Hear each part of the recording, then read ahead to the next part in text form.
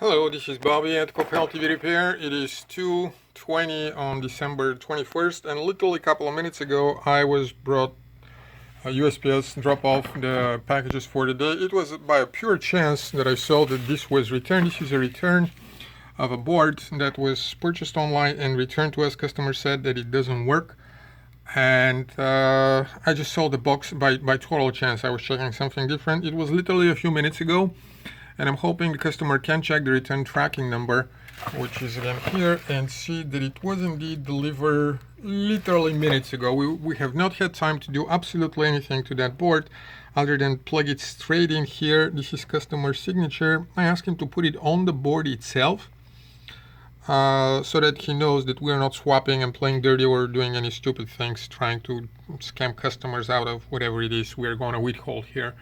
$10–15 for shipping and whatever, but this board, I've done many videos on that particular TV, and this is what you get. Let me see if I can have that. I should be able to select something HDMI wise.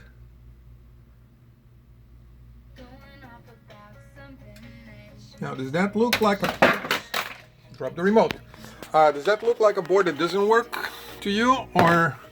And this is what was done on the board, in case you still think we may have done something. The HDMI